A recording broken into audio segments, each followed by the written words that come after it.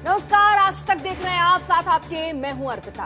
आज दंगल में डिबेट के सबसे प्रामाणिक लोकतंत्र नंबर 1 शो दंगल में आपका स्वागत है। और लगता है कि देखिए उत्तर प्रदेश का जो मिजाज है वो बदल रहा है। यहाँ जब कार्रवाई की तारीख तय होती है तो नतीजा भी तय माना जाता है। जिस संभल में 24 नवंबर 2024 को जामा मस्जिद के सर्वे के दौरान हिंसा भड़की थी, वहीं आज अजीबोगरीब नजारा देखने को मिला।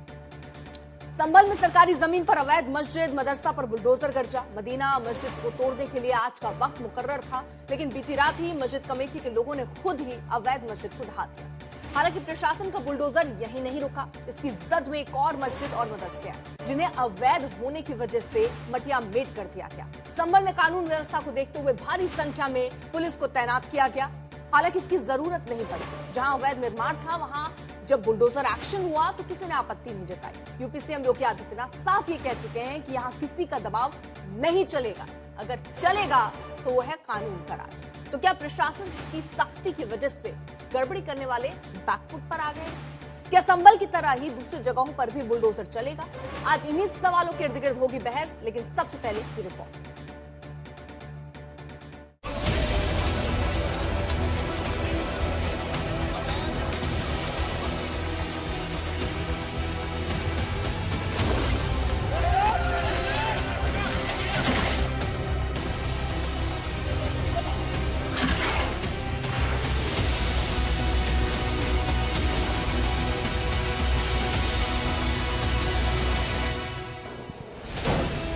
जब संभल गहरी नींद में था, तब रात के सन्नाटे में हथौड़ों की आवाज गूंजी। जिस कार्रवाई की तैयारी प्रशासन कर रहा था, वो काम पहले ही हो गया। सरकारी जमीन पर बनी अवैध मस्जिद की दीवारों को खुद ही मुस्लिम समाज के लोगों ने गिरा दिया। ये वो पूरा मदरसा था जो कि 1339 वर्ग मीटर जगह पर यहाँ बना हुआ था, और इसको लेकर के सितंबर महीने में प्रशासन के द्वारा मदीना मस्जिद के साथ साथ इस पूरे मदरसे को चिन्हित करने की कार्रवाई यहाँ पर प्रशासन के द्वारा की गई थी। और उसके बाद इस पूरे मदरसे को भी ध्वस्त करने के लिए प्रशासन ने पिछले दिनों नोटिस जारी किया था। मस्जिद कमेटी के लोगों ने प्रशासन के बुलडोजर एक्शन से पहले ही बीती रात 12 बजे के बाद 439 वर्ग मीटर में बनी मदीना मस्जिद को खुद ही ध्वस्त करना शुरू कर दिया।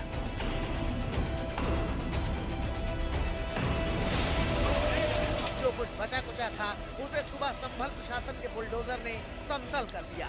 संभल प्रशासन ने अवैध कब्जे को हटाने के लिए 4 जनवरी की तारीख तय की थी।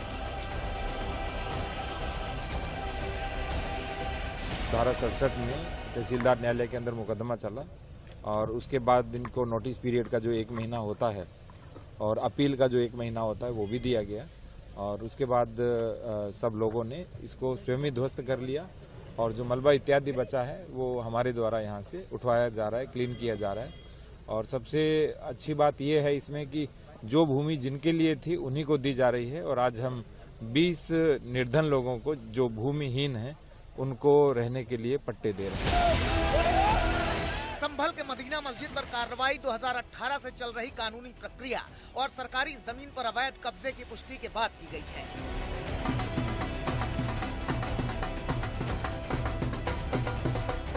पहले मुनादी कराई गई, फिर बुलडोजर आगे बढ़ा।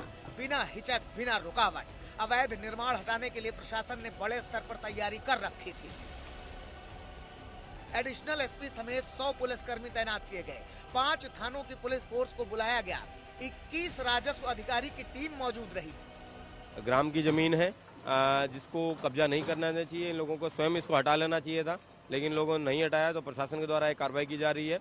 6 थानों की फोर्स, 2 प्लाटून पीएसी और 1 कंपनी आरआरएफ की डिप्लॉय करके यहाँ पे ड्रोन के माध्यम से निगरानी भी रखी जा रही है। और इस जमीन को भी 2.5 बीघे ये जो जमीन है इसकी कीमत कम से कम 1 करोड़ रुपए के आसपास होगी। इसको भी मुक्त करवा के गरीब लोगों को वो पट्टे आवंटित किए जाएंगे। बुलडोजर का रुख इसी गांव के दूसरे अवैध निर्माण की तरफ किया गया। सलेमपुर, सलारपुर, हाजीपुर के एक मदरसे को भी खाली कराया गया, जो अवैध रूप से सरकारी जमीन पर बना हुआ था। यह मदरसा 1339 वर्ग मीटर सरकारी जमीन पर बना हुआ था। फिर बुलडोजर ने दीवारों को मिट्टी बना दिया। संभल प्रशासन ने सलेमपुर, सालार और हाजीपुर गांव से 10 किलोमीटर दूर राया बुजुर्ग गांव में भी बुलडोजर चलाया। असमोली थाना इलाके के राया बुजुर्ग गांव में 552 वर्ग मीटर सरकारी जमीन पर गोसुल बड़ा मस्जिद बनी हुई थी। इसी अवैध मस्जिद को भी रेजा रेजा कर दिया गया। इस पर दुकानें बनी हैं और इस पर व्यावसायिक गतिविधियां हो रही हैं। जिसको मदरसा कहा जा रहा है वो कमरे पूरे खाली पड़े हैं, न तो उसमें बच्चों के बैठने की कोई जगह है। इस पर 67 की कार्रवाई की गई थी। आज से 2 महीना पहले बेदखली का आदेश भी पारित कर दिया गया है और इस पर 52 लाख रुपए का हर्जाना आरोपित किया गया है। परंतु इन लोगों ने आज तक इस भूमि को कब्जा मुक्त नहीं किया। आज उसको कब्जा मुक्त कराया जाएगा। संभल की ये तस्वीरें सिर्फ एक कार्रवाई नहीं है, बल्कि संदेश है। ये उत्तर प्रदेश के बदले हुए कानून व्यवस्था की तस्वीर है, जहां अब आदेश कागजों पर नहीं जमीन पर दिखता है। जहां कार्रवाई की तारीख तय होती है तो अंजाम भी तय होता है। योगी सरकार का संदेश साफ है, न टकराव चाहिए और न बवाल, लेकिन कानून का उल्लंघन बर्दाश्त नहीं। जितने भी होंगे सब ढूंढेंगे, सब निकालेंगे और दुनिया को बोलेंगे कि भगवान ने जिसको आंखें दी हैं वो आके देखो तो क्या हुआ था संभल में। देखिए, संभल एक सच्चाई है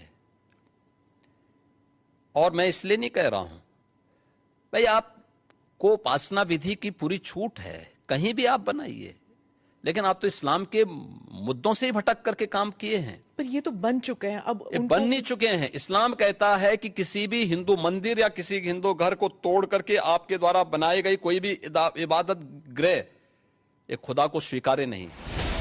यही है आज का उत्तर प्रदेश, जहां कानून दिखता है, व्यवस्था बोलती है।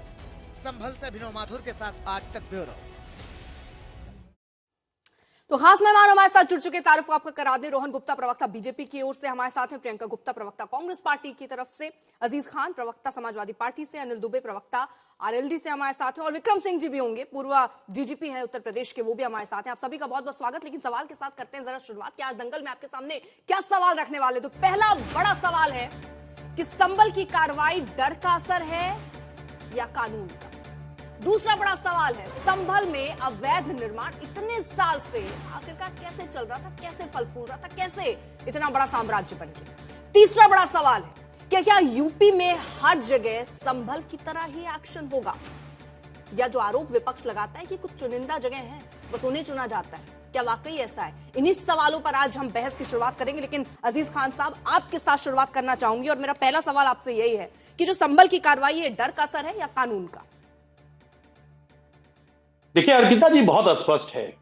इस बात को आप समझें कि संभल में जो कुछ हो रहा है वो एक प्रयोग है और मैं ये देख पा रहा हूं कि अधिकारी अपने नंबर को बढ़ाने के लिए वो किसी भी हद तक जा सकता है। आपने देखा यही संभल है, इसी संभल में एक अधिकारी महोदय थे, एक पुलिस के अधिकारी थे, वो साहब गदा लेकर घूमते थे। तो मकसद सिर्फ ये है कि वहां पे न्याय की बात नहीं है, वहां कानून व्यवस्था की बात नहीं है, वहां तो अब अधिकारी जा करके अपने आप को ये दिखाना चाहता है, सरकार के सामने ऐसा नंबर बढ़ाना चाहता है कि उसका प्रमोशन हो जाए और उसको नंबर बढ़ जाए लगातार। एक तो ये संभल की बात है। अगर वाकई में लॉ एंड ऑर्डर की बात है तो आप देखिए अभी हाल ही में ही क्रिसमस के दिन आप देखिए किस तरह बीजेपी के तमाम लोग, उनके पैरेलल संगठन, उन लोगों ने किस तरह उत्पात मचाया, किस तरह हालात पैदा किए, किस तरह कानून व्यवस्था को पूरी तरह से ठेंगा दिखाया। लेकिन आप मुझे बताओ, क्या वहां बुलडोजर की कार्रवाई हुई उन लोगों के खिलाफ जिन्होंने तमाम तरीके से कार्य किया, तमाम तरीके से उत्पात मचाया? क्या उनके घरों पे किसी तरीके की कोई कार्रवाई हुई? नहीं हुआ। अगर वाकई में कार्रवाई की बात है तो एक तरफा कार्रवाई नहीं होती है। कार्रवाई तो कोई भी अपराधी हो, कोई भी शख्स अगर कानून के खिलाफ काम करता है तो उसके घर को भी बुलडोज करना चाहिए। अभी कब सिरप का ठीक है अजीज खान साहब, ठीक है, थोड़ा सा पहले जो आपने बातें उठा दी जरा उन पे ही मैं स्पष्टीकरण और कुछ सवाल आपसे दागना चाहती हूँ। आपने पहली बात कही कि अधिकारी खुश करने की कोशिश कर रहे हैं सरकार में मौजूद लोगों को, है ना? जी। अच्छा, जब आपकी सरकार थी तो उस समय जो अधिकारी थे वो भी आपकी सरकार को खुश करते थे? देखिए हमारे यहाँ लॉ एंड ऑर्डर था। नहीं, इसलिए सर, क्योंकि आपकी सरकार में जवाहर बाग, कानून का राज था। जवाहर बाग, रामपुर ले लीजिए, जौहर यूनिवर्सिटी, अवैध खनन, कई ऐसी रिपोर्ट सामने आई जिसमें दिखा कि कैसे फलता फूलता चला गया। और अगर ये संभल का ही मुद्दा ले लीजिए सर, 25 साल पुराना, 25 साल पहले यहाँ अवैध कब्जा हो गया, उस समय किसकी सरकार थी? उस समय कौन सा अधिकारी आपकी सरकार को खुश कर रहा था? देखिए अर्पिता जी, यही तो सवाल है कि जो नैरेटिव सेट किया जा रहा है, जो नैरेटिव गढ़ा जा रहा है कि साहब आप बताइए, रामपुर में एक यूनिवर्सिटी के बारे में किस तरह नैरेटिव सेट किया गया, जहां पर शिक्षा का एक मंदिर है। आज ये सरकार नहीं चाहती लोगों को शिक्षा मिले। अच्छा, तो कहीं ना कहीं नैरेटिव सेट करके वो एक अलग तरीके के परिदृश्य को पैदा क्या करना हाल चाहिए। था वहां न जाते हुए मैं जरा आपको यहीं ले चलूं। यहाँ आप कह रहे हैं यहाँ भी मदरसा था सर, मदरसा खाली पड़ा है, वहां दुकानें बन जाती हैं, उनसे किराया लिया जा रहा है, और आप कह रहे हैं कि नैरेटिव सेट किया जा रहा है। देखिए मैं अर्पिता जी वही तो कहना चाह रहा हूं, वही तो आपको समझना है ये कि भी पूरे मुझे उत्तर प्रदेश में तमाम मदरसे आज चिन्हित किए जा रहे हैं। आज से नहीं चल रहे, आज से नहीं चल रहे, और वो सही जगह चल रहे हैं, सही तरीके से चल रहे हैं, लेकिन सरकार चिन्हित करके एक विशेष वर्ग को खुश करने के लिए इस तरह की कार्रवाई कर रही है। लेकिन सच ये है, आज सरकार जो असली मुद्दे हैं देश के, उसे भटकाना चाहती। उत्तर प्रदेश में तमाम समस्याएं हैं, तमाम बड़ी बड़ी प्रॉब्लम्स हैं, वो चाहती नहीं है, सरकार नहीं चाहती है कि उन समस्याओं पर चर्चा हो। इसलिए वो मंदिर, मस्जिद, हिंदू और मुसलमान, इस तरीके के मुद्दे को ला करके कहीं ना कहीं एक बड़ा रूप देना चाहती सरकार नहीं चाहती है। आज महंगाई पर चर्चा हो, उत्तर प्रदेश का ही लॉ एंड ऑर्डर आपके हिसाब से ये दोनों नहीं गंभीर है, लेकिन उस पर वो चर्चा नहीं करना चाहती, उस पर वो बात नहीं करना चाहती। अजीज खान साहब जी, मैंने आपसे पहले ही सवाल पूछा था कि डर का असर है या फिर कानून का, आपके हिसाब से दोनों नहीं है। देखिए कानून का राज तो है नहीं, अगर कानून का राज होता तो जो मनचले हैं, जिस तरह उत्तर प्रदेश में हाल है, जिस तरह लोग संभल पे रहते हैं ना, बिगाड़ रहे हैं, संभल पे रहते हैं ना सर, आप नागपुर, कानपुर, इलाहाबाद सब घूम रहे हैं सर, मत घूमिए। मैं संभल पर आपसे पूछ रही हूँ, आपने उस पर जवाब नहीं दिया सर। मैं आप कह रहे हैं नैरेटिव सेट किया जा रहा है सर, मैं आपको बता रही हूँ कोर्ट के आदेश के बाद फिर प्रशासन की ये कार्रवाई है, जहां पर भी अवैध हो रहा है। आप देखिए, अगर मैं आपको आंकड़े भी दूं तो 350 से ज्यादा ऐसे धार्मिक स्थल हैं सर, जिसमें सिर्फ ऐसा नहीं है कि मदरसों को चिन्हित किया गया। अगर आप चाहेंगे तो मैं आपको अभी उदाहरण के तौर पर बता दूंगी कितने मंदिर हैं और कहां से मंदिर भी जो अवैध तरीके से बनाए गए थे और विकास में रोड़ा डाल रहे थे या अवैध तरीके से कब्जा था, उन्हें भी हटाया गया है सर। लेकिन वहां कोई इतना चिल्ला नहीं रहा है ना, इतना चीख नहीं रहा है ना, उसमें धर्म ले आ रहा है। आप क्यों हर जगह धर्म ले आ रहे हैं, फिर आप कह रहे हैं हिंदू मुसलमान तो ये करते हैं। देखिए अर्पिता जी, यही तो मैं कहना चाह रहा हूं, ये सरकार चाहती है चर्चा हो, ये सरकार चाहती है कि मस्जिदों की बात हो, ये सरकार चाहती है कि मदरसों की बात हो, क्योंकि जब मस्जिद और मदरसों की बात खत्म हो जाती है। अगर आप ये कह देते हैं कि यहाँ कानून का राज है, कानून के आधार पर जहां जो गलत मिलेगा उस पर कार्रवाई होगी, खत्म हो जाता। आप मत दीजिए हवा ना, आप तो इसमें हिंदू मुसलमान कह रहे हैं, आप कह रहे हैं टारगेट कर रहे हैं मदरसों को टारगेट करके वहां कार्रवाई कर रहे हैं, ये कौन ला रहा है? अगर सच का परीक्षण किया जाए तो कार्रवाई हर तरफ होनी चाहिए। आज उत्तर प्रदेश की जो स्थिति है, उस स्थिति को देखते हुए तमाम कार्रवाई की जरूरत है, लेकिन ऐसा नहीं हो रहा है। ये जो कार्रवाई हुई है, ये ठीक हुई है नहीं ठीक है? खास कम्युनिटी को टारगेट करके ये जो कार्रवाई हुई है, ये ठीक है या नहीं ठीक है? एक शब्द में बता दीजिए मुझे। देखिए मैं आपको बताऊं कि ठीक है और नहीं ठीक है, मैं क्या फैसला करूं इसको, मैं क्या फैसला कर सकता हूं, लेकिन सच ये है, ये फैसला हम नहीं कर सकते, सरकार को फैसला करना चाहिए कि इस प्रदेश का जो मुखिया है उसको ये देखने की जरूरत है कि सच्चाई क्या है। उसके सामने सभी पक्ष हैं और सभी पक्ष के साथ उसे बराबर का न्याय करना चाहिए, एक तरफा कोई कार्रवाई नहीं होनी चाहिए। तो आप खुल के कह दीजिए ना कि सर ये एक तरफा हो रही है, मतलब आप ना हाँ में है ना में है, बीच का रास्ता हम चुनेंगे नहीं। हम बीच का रास्ता नहीं चुन रहे मैडम, सच्चाई ये है कि आप देख रहे हैं उत्तर प्रदेश में। समझ गई सर, जरा ग्राउंड पर लिए चल रही हूँ मैं दंगल में। अब जरा अभिनव हमारे साथ है, अभिनव माथुर हमारे सहयोगी हैं, जरा ग्राउंड पर लिए चल रही हूँ। अजीज साहब आप भी मुस्कुरा रहे हैं, क्योंकि जब मैंने आपसे कान पर सवाल पूछा तो आप नागपुर निकल गए, नागपुर पर पूछा तो आप इलाहाबाद निकल गए। सर ये जो आप निकले हैं ना, खैर अभिनव वहां पर जरा स्थिति बताइए, उसके बाद रोहन गुप्ता आ रही हूं मैं। देखिए बिल्कुल अर्पिता जी, अब से जो है करीब जो 2.5 से 3 घंटे पहले ये जो पूरे गौसलपुरा की जो मस्जिद है उस पर बुलडोज़र एक्शन शुरू हुआ था। जब ये पूरी कार्रवाई शुरू हुई तो मौके पर 2 बुलडोज़र थे, जबकि इस पूरी मस्जिद को यहाँ पर ध्वस्त करने की उनकी कार्रवाई जो शुरू हुई थी। लेकिन अब यहाँ पर लगभग 3 घंटे का जो वक्त बीत चुका है और अब तक आप यहाँ पर देख सकते हैं जो यहाँ बुलडोज़र एक्शन है वो लगातार जारी है। लेकिन इस 3 घंटे के अंदर अब यहाँ पर बुलडोज़रों की संख्या बढ़ी है, जबकि यहाँ पर 4 बुलडोज़र इस पूरी गौसलपुरा मस्जिद को ध्वस्त करने में जो है जुटे हुए हैं। और ये वो पूरी मस्जिद है जो है जिसको जो है फिलहाल यहाँ पर हटाया जा रहा है। और 552 वर्ग मीटर जो है जगह पर बनी हुई ये पूरी मस्जिद थी जिसको फिलहाल प्रशासन ने यहाँ चिन्हित किया था। और अभी भी लगातार जो हटाने की कार्रवाई है बुलडोजर के जरिए वो यहाँ पर जारी है। और देखिए किस तरीके से कितना जो हिस्सा है वो यहाँ पर कहीं हद तक जो है वो तोड़ दिया गया है, उसको ध्वस्त कर दिया गया है। और लगातार जो बुलडोजर है वो यहाँ आप देखेंगे तो देखिए दूसरा बुलडोजर भी आपको यहाँ खड़ा हुआ नजर आएगा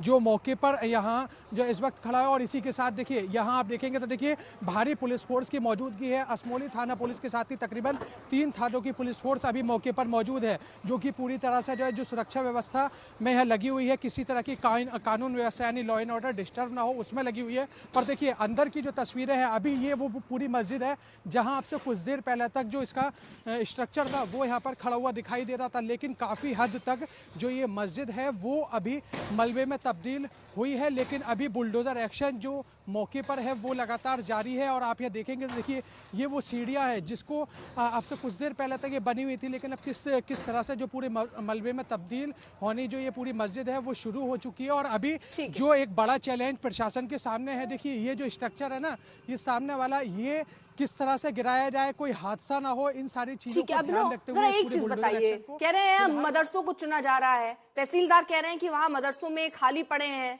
कुछ नहीं हो रहा है। आप तो वहीं ग्राउंड पर ही रहते हैं, ग्राउंड से ही रिपोर्ट भेज रहे हैं, क्या स्थिति दिखती थी आपको? देखिए बिल्कुल जो सलेमपुर सलार उर्फ हाजीपुर में जो बना हुआ मदरसा था उसको लेकर के जब प्रशासन से बातचीत की गई तो उनका सीधे तौर पर कहना था कि 1500 वर्ग मीटर में से 1339 वर्ग मीटर पर अवैध रूप से कब्जा किया गया और अवैध रूप से ही उस पूरे मदरसे को संचालित किया जा रहा था। और उसी को लेकर के जो प्रशासन ने चिन्हित करने की कार्रवाई सितंबर महीने में जो की थी उसके बाद मदरसे के जो मुतवल्ली थे उनको जो है नोटिस भी दिए गए। लेकिन मदरसे की तरफ से आपत्ति दाखिल करने की बात तो कही गई लेकिन कोई भी आपत्ति नहीं जो है दाखिल की गई, जिसके बाद एडमिनिस्ट्रेशन ने जो है उनको फाइनल नोटिस जारी किया था और उसके बाद ही ये पूरी कार्रवाई अंजाम यहाँ पर दी गई है। बहुत शुक्रिया आपका, बहुत बहुत शुक्रिया जानकारी के लिए। और रोहन गुप्ता का रुख कर लेते हैं। रोहन, देखिए आरोप ये लगते हैं कि केवल एक खास वर्ग को टारगेट करने की कोशिश हो रही है, मस्जिदों को टारगेट करने की आप कोशिश कर रहे हैं। पूछा जाता है कि सिर्फ संभल में ही ऐसे एक्शन होंगे या और जगहों पर भी एक्शन, ऐसे ही एक्शन इतनी ही तेजी के साथ बुलडोजर वहां भी कर जाएंगे? देखिए मुझे लगता है अर्पिता जी ये बुलडोजर एक्शन सिर्फ अवैध निर्माणों के खिलाफ नहीं है, ये बुलडोजर एक्शन जो तुष्टीकरण की 25 साल पुरानी राजनीति है उसके खिलाफ है। ये बुलडोजर एक्शन डर और भ्रष्टाचार का जो माहौल था उत्तर प्रदेश में उसके खिलाफ है। ये बुलडोजर एक्शन जो जिस प्रकार से एक तुष्टीकरण के चलते हुए आतंक और गुंडाराज का जो शासन उत्तर प्रदेश में रहा उसके खिलाफ, और इसलिए छटपटाहट विपक्ष में दिख रही है। आप क्यों इसको धर्म के साथ जोड़ रहे हैं? अवैध निर्माण है, सरकार अपना कार्य कर रही है, उसको संविधान अपने कॉन्स्टिट्यूशन के लॉ एंड ऑर्डर के तहत नोटिस दिया गया, उनको समय दिया गया। उसके बाद अगर कोई एक्टिविटी होती है तब आप उसको क्यों धर्म से जोड़ के देख रहे हैं? क्योंकि आपको किसी विशेष वर्ग को खुश करना है। मैं उसी का एग्जांपल दूंगा अर्पिता जी, यही काम जब कर्नाटक में कांग्रेस शासित राज्य में होता है तब कोई सवाल नहीं पूछता है, तब जो है राज्य सरकार ठीक काम करती है। तो ये दोगलापन नहीं चल सकता है। ये देश की जनता और उत्तर प्रदेश की जनता ये खुश क्यों है? आपको समझना पड़ेगा कि जनता जानती है कि जो पुरानी चीजें गलत हुई है अगर आज उसको करेक्ट किया जाता है तो धर्म के आंचल में, तुष्टीकरण के आंचल में उसका विरोध करने वालों को जनता कभी भी वोट नहीं देगी। और फिर यही विपक्ष वोट चोरी के नारे लगा के रोड पे घूमेगा। उनको समझ ही नहीं कि जनता क्या चाहती है। जनता बिल्कुल चाहती है कि जिसका अधिकार हो उसका अधिकार मिले। अभी हमारे साथी समाजवादी पार्टी ने कहा कि नहीं बुलडोजर चलाया जा रहा है किसको खुश करने के लिए। अरे कौन हिंदू खुश होगा? कोई गलत काम पे कोई खुश नहीं होगा। पर अवैध निर्माण है, ना उसकी कोई धर्म है, ना इसका कोई जाति है, ना इसका कोई मजहब है। आपकी तुष्टीकरण की राजनीति के चलते आपकी पार्टियों के ये हाल हुई है कि ना मुसलमान भी आपके साथ खड़ा है, क्योंकि सच्चा मुसलमान भी समझता है कि जो चीज गलत है गलत, उसके सामने आप क्यों आवाज उठा रहे? और अगर आप आवाज उठा रहे तो फिर कर्नाटक में भी बोले। रोहन, सवाल इसलिए उठने लगते हैं क्योंकि स्पीड बुलडोजर की बढ़ जाती है वहां जहां पर मंदिरों की बात आती है, वहां पर क्योंकि अगर आंकड़े भी देखिए तो उनको किस तरह स्थानांतरित कर दिया जाए, यानी उस जगह से हटाकर दूसरी जगह ले आया जाए, कैसे वहां पर धार्मिक आस्था किसी को आहत ना हो, चोट ना लगे, उसका आप लोग पूरा ख्याल रखते हैं। लेकिन यहाँ क्या उतना ही ख्याल रखते हैं या बुलडोजर में डीजल ज्यादा डालकर इनकी स्पीड बढ़ाकर छोड़ देते हैं?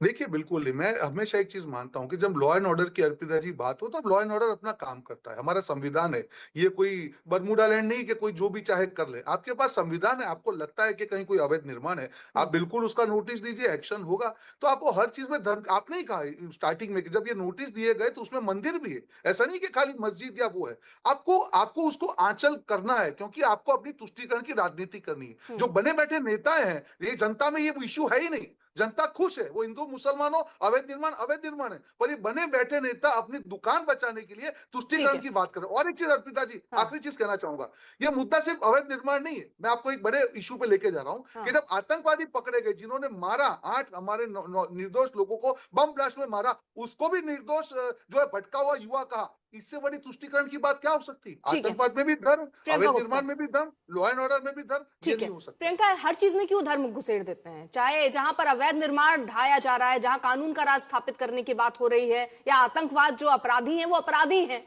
वो हिंदू या मुसलमान कैसे हो सकते हैं? क्यों हर जगह धर्म को लाया जाता है? देखिए अर्पिता जी, मैं तो यही कहूंगी कि ये लोग धर्म और जाति तो मतलब बात की बात है। ये लोग तो अगर इनको, इनके जो कार्यालय हैं आरएसएस के, अगर उनको पार्किंग नहीं मिले तो ये मंदिर भी तोड़ देते हैं।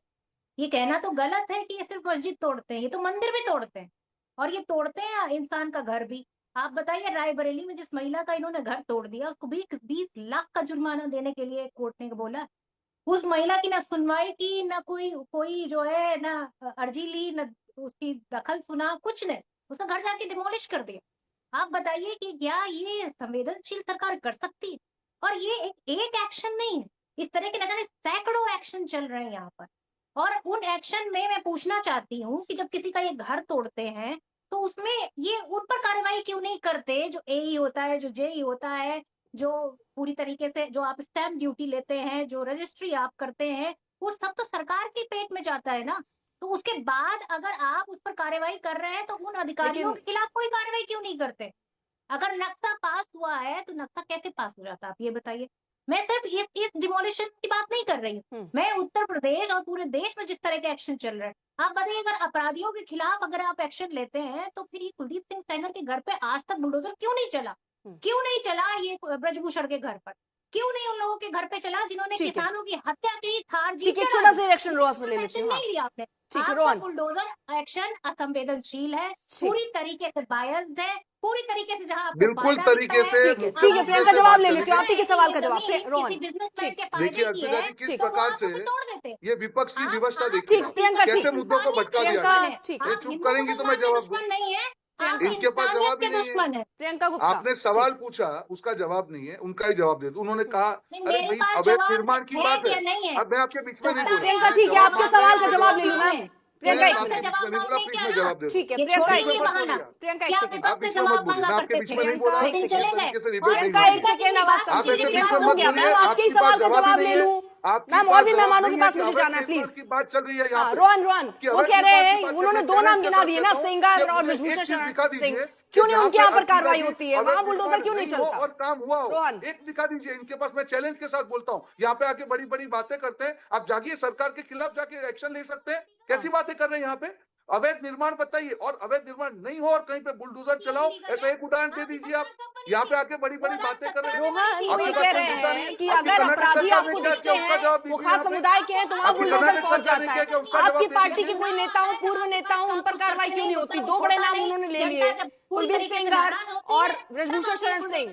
प्रियंका ठीक है, प्रियंका ठीक है, आप ही के सवाल को मैं आगे बढ़ा रही हूँ, जवाब भी ले लेनी तो तू मैं में निकल जाएगी पूरी डिबेट।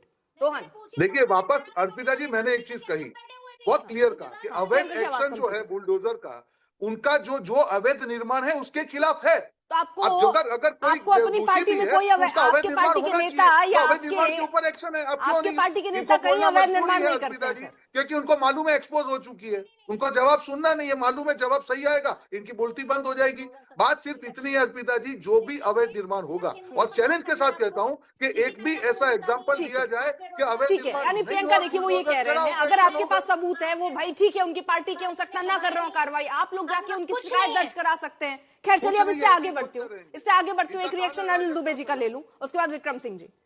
अनिल दुबे जी। अर्पिता जी सर, आपको क्या लग रहा है, ये डर का असर दिख रहा है? बुलडोजर का डर इतना दिखा दिया कि लोग खुद अवैध कब्जा हटा रहे हैं, या कानून का राज इस तरह स्थापित हो रहा है कि उनको समझ में आ रहा है कि भाई नहीं कुछ तो कल तो बुलडोजर चल जाएगा? देखिए अर्पिता जी, ये उत्तर प्रदेश में कानून का राज है तो ये स्पष्ट है। और मैं तो वहाँ के लोगों को, जो मस्जिद कमेटी के लोगों को बधाई देना चाहूँगा कि उन्होंने खुद जो अवैध था उसको स्वयं उन्होंने हटाने का काम किया। और वो जब वो खुद हटा रहे थे तो ये जरूर है कि जब वो स्वयं ही खुद वो हटा रहे थे तो बुलडोजर की कोई वहाँ पर कोई वैसी आवश्यकता नहीं रह गई थी। वो लोग जब खुद हटा रहे हैं, और ये परंपरा बननी चाहिए कि जहाँ कहीं भी अवैध निर्माण है और अगर वो प्रशासन की निगाह में है, प्रशासन ने उसको नाप जोख करके माना कि अवैध है, तो चाहे वो मंदिर हो, मस्जिद हो, कुछ भी हो, अवैध तो सरकारी जमीन पे कुछ भी नहीं बनना चाहिए। और ये तो कानूनन स्थिति है, इसको डर कह लीजिए, कानून का तो डर होता ही है और कानून का डर हर व्यक्ति के मन में होना चाहिए और संविधान का सम्मान होना चाहिए। कानून का सम्मान, संविधान का सम्मान, और ये वहां के लोगों ने किया है। तो बेकार में बैठ करके दूसरे विपक्ष के लोग उसमें राजनीति करना चाहते हैं, उनको बधाई दीजिए। जब उन्होंने खुद हटा लिया, वो खुद कह रहे हैं कि ये गलत है और न्याय सम्मत कार्रवाई की वो खुद कर रहे हैं, तो फिर इस पर बहस का मैं नहीं समझता कोई औचित्य है। और कहीं पर भी कोई भी अवैध निर्माण हो, आप अपनी बात उठा सकते हैं कि यहाँ पर ये अवैध है, ये नहीं हटाया गया, वो बात तो सरकार को भी सुननी चाहिए। विक्रम सिंह जी, कहीं कोई विक्रम सिंह जी, इस तरह जब बुलडोजर एक्शन हो रहा है, ठीक है सर, जब ये बुलडोजर एक्शन हो रहा है, एक समझ आ रहा है कि अवैध अगर हमने कहीं कब्जा किया तो कार्रवाई होगी, इससे क्या लगता है आपको कि जो आगे जो ऐसे अवैध निर्माण करने की अगर कोई मंशा रखता होगा तो उस पर भी चोट पड़ेगी? लोग डरेंगे कि नहीं अवैध निर्माण नहीं करना है, नहीं ढा दिया जाएगा? अर्पिता जी नमस्कार, सभी विद्वान पैनलिस्ट को मेरा नमस्कार। ये बड़ा कड़ा संदेश गया है कि नाजायज अगर कहीं बिल्डिंग बन चुकी है या बनाने का दुस्साहस किया तो बुलडोजर चलने ही वाला है। ये बहुत कड़ा संदेश गया है। संभल के रक्त रंजित इतिहास को अगर आप देखें, वहां जो भयानक दंगा हुआ था, शायद किसी ने इतना साहस नहीं था, नैतिक साहस नहीं था, कानूनी साहस नहीं था कि धारा 67 यूपी रेवेन्यू कोड 2006 के अंतर्गत चिन्हित करके कार्रवाई करे।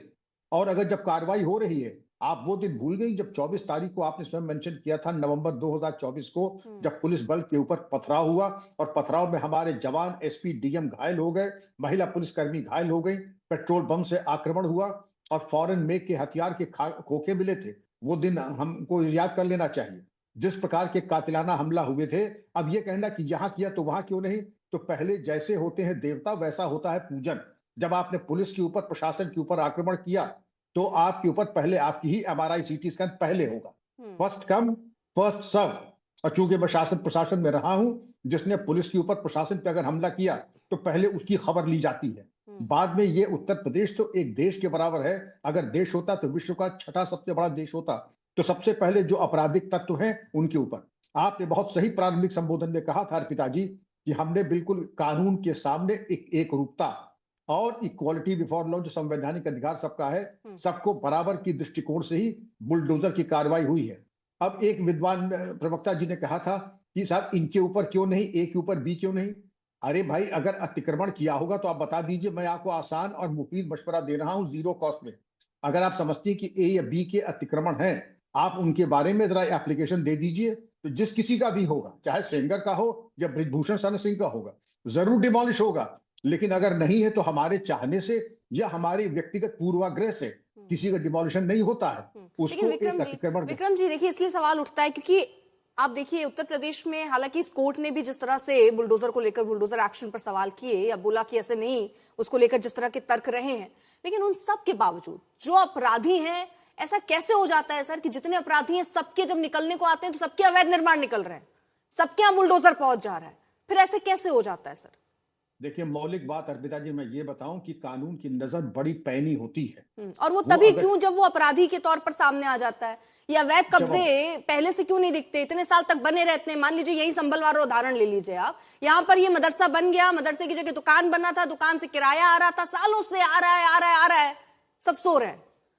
आप बिल्कुल सही कह रही हैं। और इसमें जो एक विद्वान प्रवक्ता ने कहा था कि उनके ऊपर भी कार्रवाई हो जिन्होंने अपनी नाक के नीचे ही होने दिया, ये इत्तेफाकन नहीं होता है। ये भ्रष्टाचार का एक काला साम्राज्य है। और ये बहुत बहुत अच्छा परामर्श है कि जिसकी नाक के नीचे ये अतिक्रमण हुआ और व्यापार चला, उन सभी अधिकारियों के ऊपर प्रशासनिक कार्रवाई। आज जब टेक्नोलॉजी आपके पास है, ड्रोन टेक्नोलॉजी है, सैटेलाइट इमेजिंग है, आपके पास इतनी टेक्नोलॉजी, कहीं अगर कोई पत्ता भी हिल जाए आपको मालूम पड़ जाएगा। आप अपने घर में कुछ नवीनीकरण करा लीजिए, मैं गारंटी कर सकता हूं, आप सीमेंट और इट्टी गिरवाएंगे और 4 मोटरसाइकिल लेके लोग आ जाएंगे, आपने कहां से लिया, नक्शा दिखाइए, ये दिखाइए। लेकिन ये कानून हमारे आपके लिए है, लेकिन जो अपराधी है, विक्रम जो जी, फिर एक चीज मिलीभगत मैं है, और समझना चाहती हूँ, आप कह रहे टेक्नोलॉजी इतनी रिच हो गई है, तो फिर ये कैसे नहीं पता चल पाता कि जहां अवैध कब्जा हटाने जा रहे हैं वहां पर रातों रात लोगों ने पत्थर रख लिए हैं और सुबह जब टीम पहुंचेगी पुलिस की उनके ऊपर पत्थर बरसाने हैं, फिर टेक्नोलॉजी वहां क्यों नहीं काम करती?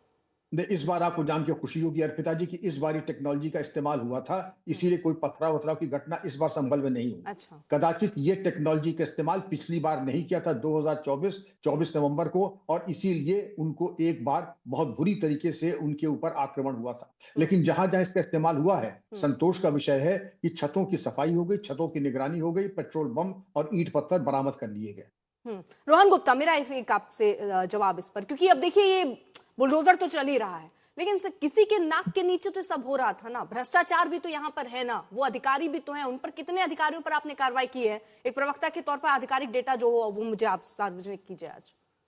देखिए, बिल्कुल आपने अर्पिता जी कहा, और मैंने मेरी स्टार्टिंग जब मैंने बात की, कहा कि ये आज की बात नहीं है, ये बुलडोजर 25 साल पुराना जो भ्रष्टाचार है उसके ऊपर भी चल रहा है, और उस टाइम पे जो जंगल राज चल रहा था उत्तर प्रदेश, उस पे भी चल रहा है। आप जानते हैं कि किस प्रकार के माफिया थे यूपी में, किसी की बोलने की हिम्मत थी? वो कहीं पे भी हाथ रखते, रुमाल रखते, वो उनकी जमीन होती थी, सरकारी जमीन। ऐसे ही हो गया, ये आज के तो कंस्ट्रक्शन है नहीं। आप मुझे नया एक भी बताइए कि जब से भाजपा सरकार आई हो किसी भी अधिकारी की हिम्मत, बहुत सारे ऐसे अधिकारी अभी भी होंगे जिन्होंने अंडर टेबल पैसा खाकर अवैध निर्माण को चलते देने दिया होगा सर। 25 साल बाद पहले बन गया, लेकिन वो चल अभी तक रहा था सर ना, तो उसके लिए कहीं ना कहीं तो पैसे पहुंच रहे थे, वो जहां तक पहुंच रहे थे, फिर वो गिरबान वहां तक हाथ क्यों नहीं पहुंचते उनके गिरबान तक सर? या जहां पहुंच सकते हैं वहां तक तो पहुंच गए, वहां जाएंगे तो सकता है कलह बहुत ऊपर तक जाए, इसलिए वहीं छोड़ दीजिए। ऐसे अधिकारी होंगे अर्पिता जी, उनके ऊपर भी एक्शन होगा, पर अवैध निर्माण जब होता है तब राज्य सरकार की जब तक सपोर्ट ना हो, कि मंत्रियों के सपोर्ट ना हो, और हम जानते हैं कि किस किस प्रकार के, मैं आज नाम में नहीं पढ़ना चाहूंगा कि उत्तर प्रदेश में किस प्रकार का जंगल राज कर रहा था, किन किन का सल्तनत चल रही थी, वो सल्तनत के नीचे किस अधिकारी की हिम्मत है कि सही बात हो तो उसके ऊपर आगे करे, उनकी किस प्रकार का वहां पे हत्याएं होती थी, हम सबने देखा है यूपी बिहार में। आज वो सब दौर खत्म हो चुका है, और इसीलिए उनके पेट में जलन हो रही है। और वापस आप देखिए कि जो अवैध निर्माण की हम बात कर रहे हैं, उन्हीं लोगों ने उसको तोड़ दिया, और ये लोग डिबेट में आके उसको जस्टिफाई कर रहे हैं। कर्नाटक में हो रहा है तो उसके ऊपर कोई सवाल नहीं है। आप पूछिए ना कि कर्नाटक में जो हुआ वहां पे भी हुआ है, फकीर कॉलोनी में हुआ है, वहां पे क्यों आप कोई सवाल नहीं उठा रही है? वहां पे भी तो बुलडोजर चला है, तो वहां का बुलडोजर प्यारा बुलडोजर, और यहाँ का बुलडोजर अतिक्रमण वाला बुलडोजर। मुझे ये बता दीजिए रोहन, ये अफसर कब तक प्यारे बने रहेंगे? जनता को तो जाति में डिबेट करते हैं, बुलडोजर को भी जातियों में डिवाइड कर रहे हैं, अच्छा बुलडोजर, बुरा रोहन, ये अफसर जो है जो अंडर टेबल पैसा खा रहे हैं, जहां भ्रष्टाचार फैला हुआ है सर, उनकी भी तो भागीदारी उतनी ही बनती है ना। मतलब मुझे ये नहीं समझ में आता कि इतने चलिए 25 साल पुराना ये केस है, लेकिन उसके बावजूद पूरा एक तंत्र है ना सर जो इन चीजों पर नजर रखता है कि अवैध कब्जा हुआ है, कब हुआ है, अब तो नहीं हो रहा, कार्रवाई होगी या नहीं। वो पूरा तंत्र भी तो सर भ्रष्ट है, उस पर क्या कोई कार्रवाई हो रही है, नहीं हो रही, या केवल बुलडोजर एक्शन हो रहा है? क्योंकि वो जनता को दिख रहा है कि देखिए योगी बाबा का बुलडोजर चल रहा है। अर्पिता जी, वापस करूं कि जब तक राजनीतिक शेर ना हो तब तक किसी अधिकारी की हिम्मत नहीं होती, और उसके पीछे जो भी जिम्मेदार होगा सब पे एक्शन लिया जाएगा। ये ऐसी सरकार नहीं कि किसी को छोड़ दे, क्योंकि इसको जड़मूल से निकालना है। भविष्य में भी किसी अधिकारी की हिम्मत नहीं होनी चाहिए कि राजनीतिक शेर के चलते भ्रष्टाचार के कारण भी किसी भी अवैध निर्माण का प्रियंका कुछ कहना चाह रही हूँ, उसका निर्माण होने दिया। ठीक है, देखिए अर्पिता जी, ये मुंह और मसूर की दाल। अब इनसे पूछे कि क्या सारे जितने अवैध निर्माण थे वो बंद हो गए? आप कर्नाटक का आंसर दे दीजिए ना प्रियंका जी। बता रही हूँ, कर्नाटक में बता रही हूँ। रोहन गुप्ता चुप तो रहेंगे आप थोड़ी देर? ठीक है रोहन, बोलने दीजिए। आपके पेट में दर्द क्यों होने लगता मैं बोलने लगती हूँ तो? वास्तविकता ये है कि जिस तरीके से ये स्टैंप ड्यूटी ली जाती है, बैंक से लोग लोन लेते हैं, जनता टैक्स पेयर अपना टैक्स पे करने के बाद उस पैसे से जमीन खरीदता है, पर कार्रवाई किस पर होती है? सिर्फ अवैध निर्माण पर होती है, उस आदमी के खून पसीने की कमाई पर होती है, पर किसी भी एलडीए के अधिकारी पे नहीं होती, किसी एजेई पे नहीं होती। तो ये सवाल ये है कि आज जनता को ये सवाल पूछने की जरूरत है कि ये जब वो फ्लैट खरीदता है या जमीन खरीदता है तो ये जिम्मेदारी किसकी है? ये जिम्मेदारी सरकार की है। और ये बात कर रहे थे कर्नाटक की, तो मैं कर्नाटक में बता दूं कि वो जो झील के किनारे डंपिंग जोन था, कूड़ा डंपिंग जोन, जहां पर लोग रहते थे, वहां हमने लोगों को आश्वासन दिया है कि हम उन्हें रिप्लेसमेंट देंगे, उनका पुनर्वास करेंगे। और आप तो सुन लीजिए सरकारी इस बात जमीन को, थी ना, आप सरकारी जमीन थी ना, आप बताइए, आपके किसी सरकारी नेता ने जमीन थी, आज तक तो वहां पे अवैध निर्माण वो चलेगा? संवेदनशील होने के लिए वहां कोई आप ट्वीट लॉजिक किया हो देंगे, तो आप वहां पे प्लीज आप बता लॉजिक दीजिए। देंगे, ये क्या डबल आप आंसर हो बताइए गया? किसी को भी वो सरकारी आपने घर जमीन नहीं तोड़, थी, नहीं फकीर नहीं कॉलोनी आप सरकारी बताइए ना। जमीन नहीं थी, अरे ये भाई क्या बात आप हो गई? बताइए, नहीं, ऐसी बात सरकारी नहीं जमीन होती थी जब या नहीं कूड़ा थी? डंपिंग अवैध जोन था, निर्माण वो हटाया कि कूड़ा नहीं हटाया डंपिंग आपने? जोन जहाँ पर तो लोग वहां रहते सही हैं, और यहाँ उनकी गलत हेल्थ की कैसे हो चिंता गया? थी, उसकी कर्नाटक का वजह से बुलडोजर उनकी सही हेल्थ होगा, खराब यहाँ का हो रही बुलडोजर थी। गलत हो गया? आप बताइए, दो आप कूड़े का बुलडोजर, पानी, नाले का पानी आपका लोगों को पहला पिला रहे बुलडोजर हैं, और ये हम नहीं पिला खतरनाक सकते ना बुलडोजर। किसी को नाले का आपके पानी। पास कोई जवाब नहीं है, आपके ही नेता ने उसको आप नाले विलोचना का की पानी थी, भी पिला सकते हैं आपके ही किसी को नेता भी। उसके खिलाफ खड़े रहे थे, आप जो है आपकी सरकार नकली के नेता तस्वीरें ने भी कहा पिला कि ये सकते हैं गलत किसी हुआ को। है। ये पर कौन सी कांग्रेस है? वो ऐसा कांग्रेस नहीं है, कर ऐसी सकती। कांग्रेस ठीक है, है, ठीक है, डबल ठीक है, बातचीत चल एक सकती सेकंड, है, एक सेकंड। जनता के मैं सामने गलत, तुम जाते सही, समय तुम जो गलत, मैं राजनीति सही, करेगी, खेल बंद करते हैं। ये खेल जरा बंद करते हैं, ये खेल जरा बंद करते हैं। मैम प्रियंका जी, रोहन जी, मैं दोनों लोगों को रोक रही हूँ। खेल जरा बंद करते हैं। आपकी गलती, मेरी गलती, तुमने किया तो सही, मैंने किया गलत, ये सब बंद करते हैं मैम प्लीज। इसमें प्रियंका, बार बार मैं आपसे एक जरा पहले सवाल का मैं आपसे जवाब चाह लूं। ये जो कार्रवाई हुई है, कानून जवाबदेही किसकी बनती है? प्रियंका, यहाँ पर अभी डीजीपी जी बैठे हुए हैं, इनसे पूछिए कि आखिर कार्रवाई क्यों किसी के ऊपर नहीं होती? क्यों कोई एलडीए का व्यक्ति नहीं जाता जेल? ठीक, क्यों कोई एजेई ठीक है, नहीं विक्रम जी जाता? कुछ कहना चाह रहे हैं, उसके बाद कोई प्रियंका, नया प्रियंका आता है, ठीक है, वो प्रियंका ऐसा नहीं होता ना मैम। तोड़ दिया।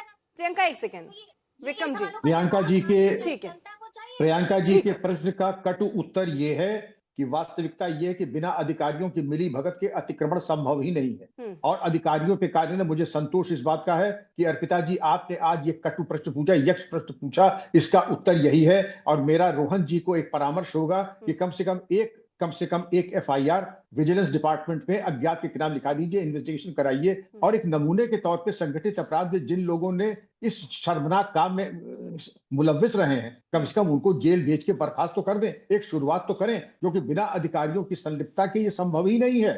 ये उनके बराबर के हिस्सेदार हैं अर्पिता जी और प्रियंका जी ने, और आपने बड़े माकूल सवाल किए। अधिकारियों की बहुत बड़ी जिम्मेदारी बनती है और उनको जवाबदेह होना चाहिए। नाक के नीचे ये अनाचार कदाचार हो रहा है और हम अनभिज्ञ हैं, या तो हम नालायक हैं या भ्रष्ट है, दोनों ही हालत में मुझे बर्खास्त होना चाहिए। रोहन, इस पर सीधा सा बिल्कुल, जवाब, आपने कोई बिल्कुल- लाग लपेट नहीं। अभी आप मुझे ये बता सकते हैं कि अभी तक कितने कितने जगहों पर बुलडोजर एक्शन हुए हैं, कितने अवैध ऐसे कब्जे थे जिन पर कार्रवाई हुई है सर?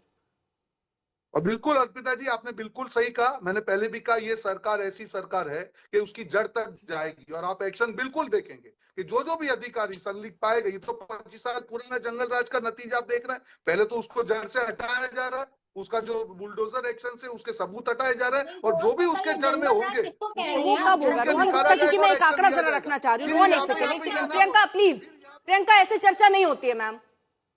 रोहन गुप्ता नहीं है आपका नाम, ये ऐसे मत कीजिए प्रियंका प्लीज, आवाज कम कीजिए रोहन की। आ रही हूँ अजीज खान साहब, इसके बाद आ रही हूँ मैं। एक रोहन आपसे ये सवाल जानना चाह रही हूँ, क्योंकि देखिए अगर जमीन की मुक्ति देखें, जिस चीज में आपकी सरकार की वाहवाही है वो है 70,000 हेक्टेयर से अधिक सरकारी भूमि, चाहे वो तालाब हो, चरगाह हो, खलिहान हो, भूमाफियाओं के कब्जे से हो, वो आपने मुक्त कराया है। इसका श्रेय जाएगा आर्थिक जो 20,000 करोड़ से अधिक की अवैध संपत्ति कुर्क या आपने ध्वस्त करवाई है, ये भी आपको श्रेय जाएगा। लेकिन अगर इतने बड़े पैमाने पर कार्रवाई हो रही है, तो आप अभी तक हाथ में हाथ धर के इसलिए क्यों बैठे हैं कि उन अधिकारियों पर हम बाद में कार्रवाई करेंगे? उनका शुभ मुहूर्त क्या है? बिल्कुल बात नहीं, 2028 में, मैं आपको वही 29 में, 30 में कब आने वाला? पूरा एक्शन प्लान वापस नहीं, बिल्कुल बहुत जल्द आएगा। और आप देखेंगे इस प्रकार का एक्शन प्लान होगा कि जो अधिकारी जिम्मेदारी, उनके ऊपर भी एक्शन लिया जाएगा और उस प्रकार के रूल बनाए जाएंगे कि आगे किसी की हिम्मत ना हो कि राजनीतिक शय के चलते या किसी की दबाव में, भ्रष्टाचार के कारण इस प्रकार के अवैध निर्माण किया जाए। वो किसी भी धर्म जाति की बात हो, यहाँ पे धर्म जाति की बात ही नहीं। ठीक है, उस समय का भी इंतजार रहेगा रोहन, उस समय का भी इंतजार रहेगा, उस समय का भी इंतजार बिल्कुल रहेगा। ठीक है अजीज खान साहब। बिल्कुल, देखिए अर्पिता जी, अभी रोहन जी ने 2-3 बड़ी इंपॉर्टेंट बात कही। इन्होंने कहा कि भ्रष्टाचार, अपराधी और अपराधियों पर कार्रवाई हो रही है, उस पर बुलडोजर चल रहा है। एक बात इनको शायद पता है कि सरकार का इकबाल पूरी तरह से, आज सरकार जो बैठी है, इसका इकबाल अधिकारियों पर नहीं बचा हुआ है। ये तो करते क्या, ये तो अपराधियों को फूलमाला पहनाते हैं। और कैसे फूलमाला पहनाते हैं आप देखिए, बिल्किस बानो के हत्यारों को किस तरह फूलमाला पहनाया। अभी देखिए केस, देखिए अखलाक के जो कातिल थे उनका केस किस तरह ये वापस ले रहे हैं। अभी देखिए 25 तारीख को किस तरह पूरा उत्पात मचाया लोगों ने पूरे देश में, और फिर उसके बाद उनको किस तरह सम्मानित किया गया। अभी देखिए रायपुर में किस तरह उनको सम्मानित किया गया, फूलमाला पहनाया गया, जुलूस निकाला गया। मकसद सिर्फ एक है कि आप कानून व्यवस्था नहीं, आप नहीं दुरुस्त करना चाहते, आप सिर्फ और सिर्फ आपका मकसद उन्माद पैदा करना, धार्मिक विद्वेष पैदा करना, राजनीतिक लाभ लेना और कहीं ना कहीं नफरत की राजनीति करना। यही सच है। सच ये नहीं, आप कानून व्यवस्था नहीं दुरुस्त करना चाहते, आप तो कानून व्यवस्था जो खराब करता है उसको फूलमाला पहनाते हैं। आप चाहे वो आपका जो मंत्री है, आप देखिए जयंत सिन्हा हो या तमाम ऐसे लोग हैं जिन्होंने तमाम अपराधियों को फूलमाला। आपके जो नेता सब साफ पाक है निश्चित तौर पे। अच्छा। समाजवादी पार्टी में ऐसी कोई घटना हो तो ये बताएं। हाँ, ये आरोप जरूर लगाते हैं, आरोप लगाते हैं, लेकिन आज की जो मौजूदा परिस्थिति में देखा जाए तो सच्चाई ये है कि आप अपराधियों को फूलमाला। मेरा एक सिंपल सवाल है, मदनी ने देश के संविधान पे, देश के न्याय तंत्र पे जब सवाल उठा है तुष्टिकरण के चलते, क्यों इनकी पार्टी के मुंह से एक शब्द नहीं निकला?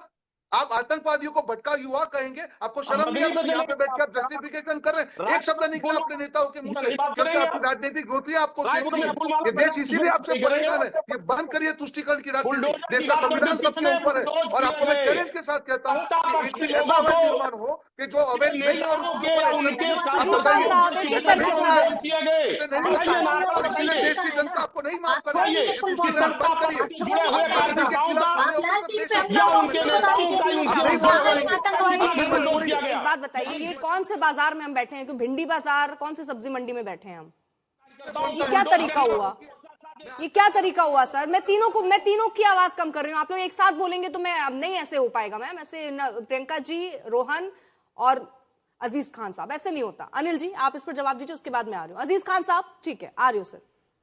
रोहन जी से जवाब ले रही थी। अजीज खान साहब आप बोल चुके थे और रोहन जी के टाइम पे आपने बोला, फिर सब बोलने लग गए, इसलिए मुझे सबको रोकना पड़ रहा है। अनिल दुबे जी ठीक, अनिल दुबे जी। देखिए अर्पिता जी, हमारे मित्र अजीज खान साहब कह रहे हैं कि जो है इसमें हिंदू मुस्लिम और धर्म की तरफ ले जा रहे हैं। ये तो देखिए धर्म और हिंदू मुस्लिम तो ये कर रहे हैं, ये तो कानूनी कार्रवाई है। अगर कहीं कोई अवैध निर्माण है उस पर कार्रवाई हो रही तो उसको हिंदू मुस्लिम पे जोड़ने की बात तो इनको नहीं करनी चाहिए। इस पर तो इनको जो है इसकी सराहना करनी चाहिए। हाँ, ये एक बात अलग है जो ये बात उठी विक्रम सिंह जी ने भी कही कि जहां पर भी अवैध कब्जे हैं उन अवैध कब्जों को जो हटाने की कार्रवाई सरकार कर रही है, तो साथ ही साथ यह बात भी सुनिश्चित हो जानी चाहिए कि जिनके कार्यकाल में जिन अधिकारियों के, चाहे वो प्राधिकरण के हों, चाहे वो आवास विकास के हों, जो भी विभाग रहा हो, जो उसका उत्तरदायी अधिकारी हो, उसके खिलाफ भी कार्रवाई तय हो जानी चाहिए कि ये, जिससे ये भी नजीर पड़े कि आगे जो है इस तरह के लोग कब्जा कराने की बात न कर सकें। लेकिन ये विपक्ष को इस बात से बचना चाहिए कि हर काम में जो है आप उसको हिंदू मुस्लिम धर्म से, जाति से जोड़ने की जो बात करते हो, ये गलत है। अजीज खान साहब एक रिएक्शन आपका।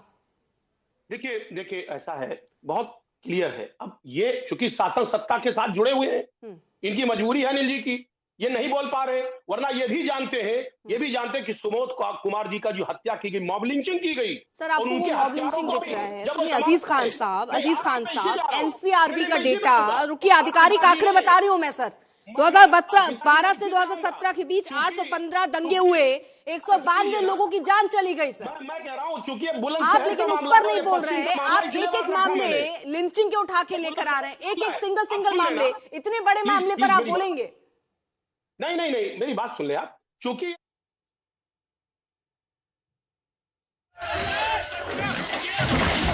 ये आपको भी पता है, ये पता है अनिल जी को, दुबे जी को भी, कि कानून व्यवस्था उत्तर प्रदेश की ठीक नहीं है, और उससे कहीं ना कहीं बचाने के लिए आप लिंचिंग की बात कर रहे हैं। मैं आपको इतना बड़ा दंगा बता रही हूँ सर, 815 दंगे हुए हैं सर 2012 से 17 के बीच में, 192 लोगों की जान चली गई। उस समय कानून का राज था, उस समय हिंदू मुसलमान नहीं हो रहा था, तो दंगे क्यों हुए?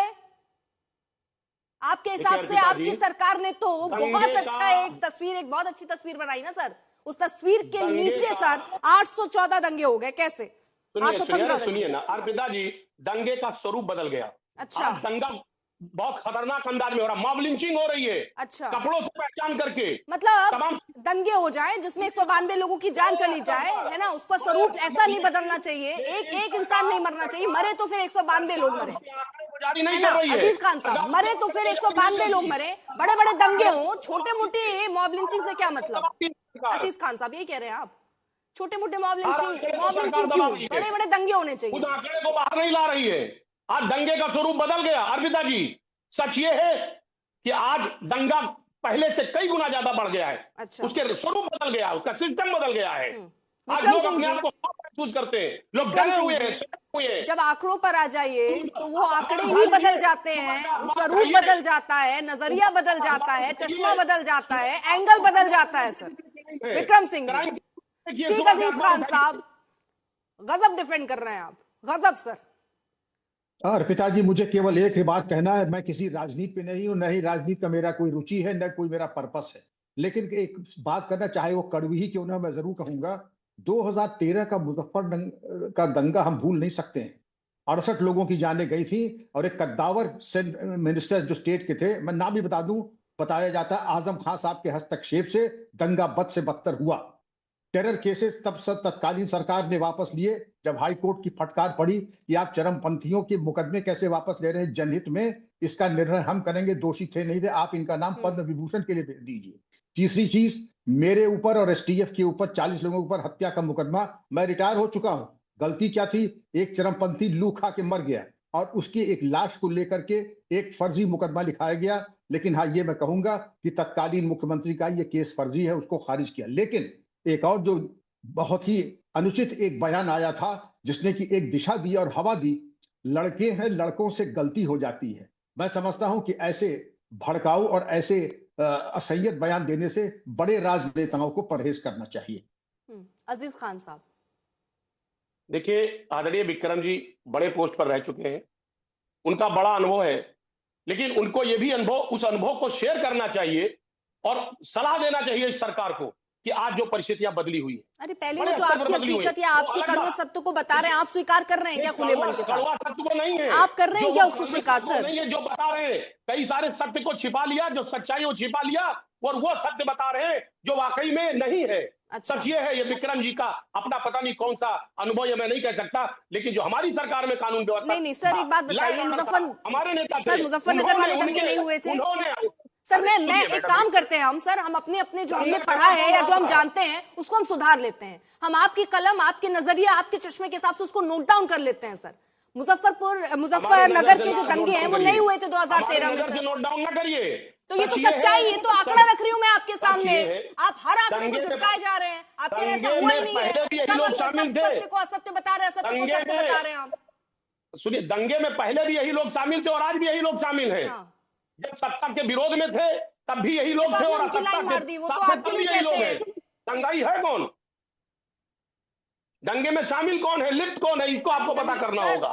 विक्रम जी को आज की सरकार कम से कम दंगों को रोक तो पा रही है, आपकी सरकार तो रोक नहीं पाई ना सर। कहाँ रुकी मैडम? 192 लोगों कहाँ रुक रही है? नहीं हुई, इससे भी आप मुंह मोड़ लेंगे।